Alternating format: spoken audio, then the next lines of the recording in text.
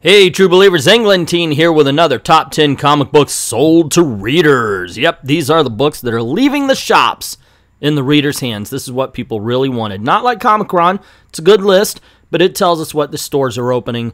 This is the list that tells us what the readers are saying. Yep, that's the one I want, and they walk out with. Also, we're going to go on over to Comixology and check out the top 20, and we're going to find out who wins the week. Is it Marvel? Is it DC? Or is it the independents? Usually it's not the independents. Anyway, we're going to be giving a little shout out here to all of the people who have, or all of the shops, I should say, who has participated. So if you're in their area, stop by, say hi, maybe buy something, and don't forget to support your local comic book shop. So without further ado, let's get this countdown started. Starting off the countdown at number 10 is Saga, number 53. Batgirl, number 24, is at number 9. At number 8 is Teen Titans Special number 1. In the number 7 spot, we have Batman Detective Comics 983. At number 6, we have The Flash number 49. In the number 5 spot is Thor number 2. At number 4, we have Black Panther number 2. At number 3, Venom number 3. In the runner-up spot at number 2, we have Batman Prelude to a Wedding, Harley Quinn vs. Joker. And at number 1, The Man of Steel number 5.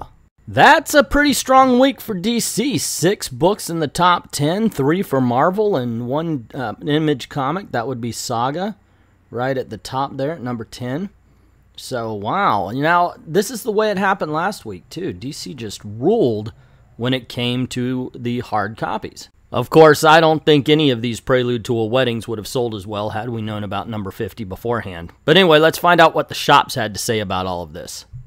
DC dominates the top 10 at FFF this week, even though the list was bookended by Marvel titles at 1 and 10. Our number 1 selling book this week was Venom, thanks to a mix of Donny Cates' love from our staff and customers and an influx of new customers looking to cash in on the first appearance of the God of Symbiotes. Speaking of speculators this week, variants for Batgirl and Ms. Marvel sold out by the end of Wednesday, pushing both books from moderate sellers to top sellers of the week.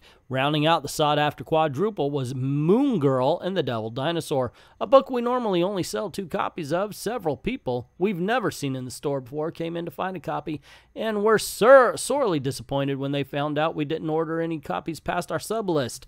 More and more, our store has seen one-time customers who try to buy as many copies as they can of the next hot movie TV show first appearance. Speculators are always going to be part of the industry and in moderation provide some level of return to service. But having 4 books in 1 week be the hot book is a little disconcerting. If I thought we'd ever see any of these people again to pick up the next issue of Ms. Marvel or Moon Girl or Batgirl, then I wouldn't mind their attempts to convince me they just want to buy 6 copies for their friends and try not to flip them on eBay. These quick cash grabs are becoming more and more recent, and while we don't rely on hot books to keep us floating, the market isn't strong enough to suffer another bubble burst. I've been saying almost since I've been doing this that speculation is huge these days, and it's being run by the people who are excited about the movies.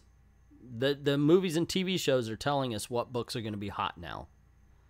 That's very strange. In more positive news, Batman 49 sold well enough to make the top 10 list in its second week. People are getting excited about the wedding, and they don't want to trade.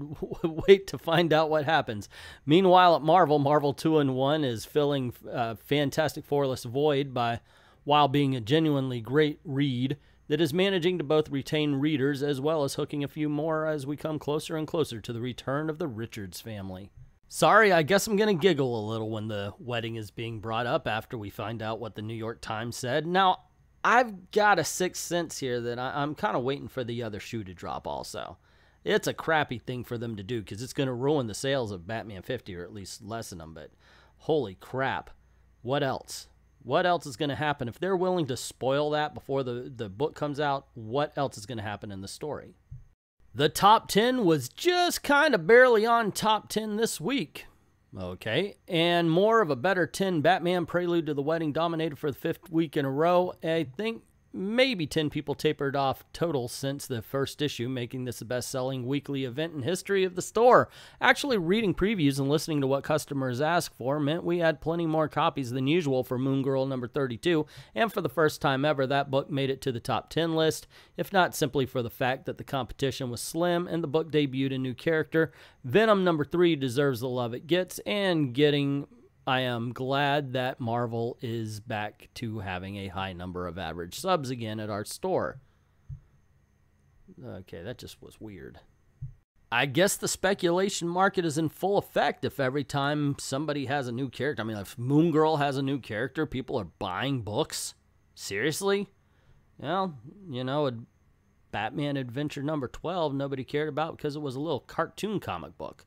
So you never know, I guess. You never know. A bit upset from the usual look of the list this week as Venom number 3 rides a wave of a new character heat straight to the top of the list. Following close on the symbiote's heels is Black Panther number 2 and an expected appearance by the Caped Crusader with Detective 983. Mid-list on our top sellers chart brings mostly familiar faces such as Flash, Thor, and Man of Steel. The end of the list brings us some of the more offbeat titles from the big two, including the premiere issue of Jeff Lemire's Sentry series, Good Week. Batgirl sold well. People are into the variant covers. Marvel only got their 2 Star Wars titles in our top 10 through Marvel 2-in-1. Almost managed to sneak in. Big week for people trying to flip comics on a secondary mark with a variant. Ms. Marvel Girl, Batgirl variant, Moon Girl, and Teen Titans Special being sought out. Raven never seemed to sell well nationally, but here in store people like the character. Sentry and Multiple Man sold low, though we weren't expecting them to be in demand, so we ordered low. Next week, new comics on July 4th should be interesting. Yeah, especially. I really want to see if the people who said, well, I'm never going to buy, are actually not going to buy, or are they still going to pick it up and check out to see what's going on with Batman. That's what I'm very interested in. Yeah, I know I didn't comment on any of the other stuff they wrote, but that's what hooked me. A very DC-heavy week with 8 DC titles in our store's top 10 and 2 Marvel titles. DC actually managed to take the top 7 slots, which is particularly strong showing considering Marvel's output for the week, which included some quality books like Thor, Venom, Marvel 2-in-1, and Black Panther. Man of Steel barely edged out Harley vs. Joker for first place, but it was a neck-and-neck race until the last 5 minutes of the business day. Story-wise, DC has been kicking ass. You know, get the controversy out of the way. We are talking about some seriously good books, and I think there's more brand trust in DC at this point. And that, yes, that is even with the Batman 50 controversy. You know, take that away, and you still got stuff like the Terrifics and Sideways, Silencer. Basically, I'm naming DC Edge here, but the other Batman titles, Superman's been pretty decent. Now we have Hawkman. There's just a better brand. Anyway, that's that for the store commentaries and my commentaries on their commentaries. So let's go on to Comixology and see who wins the digital race. We had DC 6-3-1 win the hard copy. So pretty interested to see if it's a DC sweep or will Marvel kick their digital butts.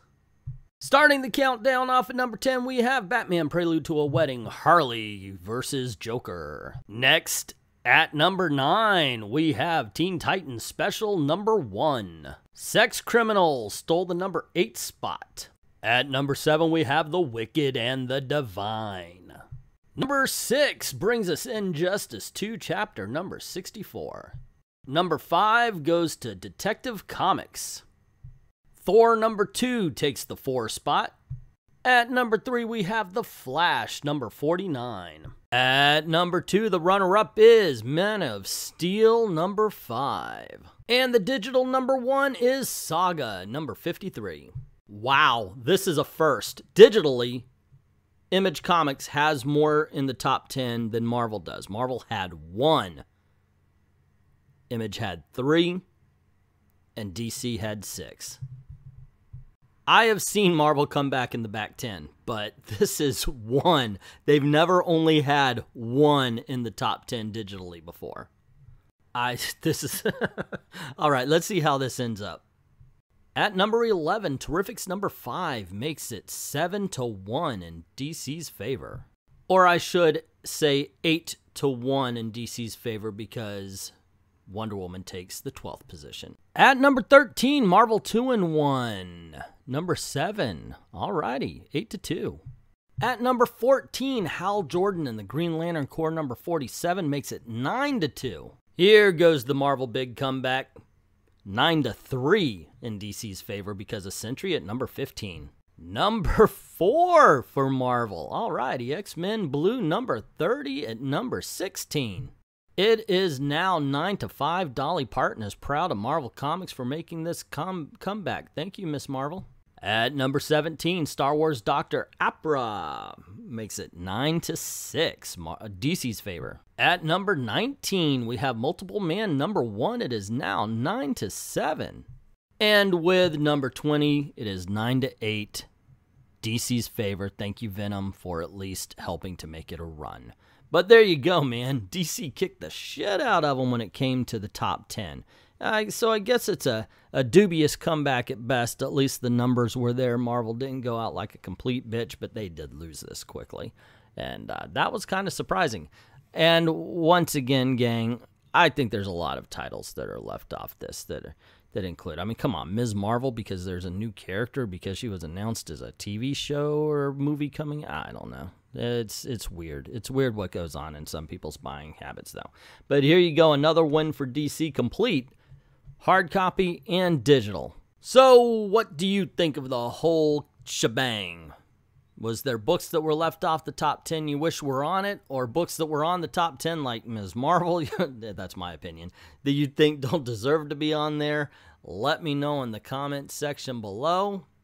Also, you know the drill. If you like the video, click like, share, of course, get word out about the channel, and don't forget to hit that subscribe button and the notification bell. Sometimes YouTube does their job and actually notifies people, occasionally, sometimes.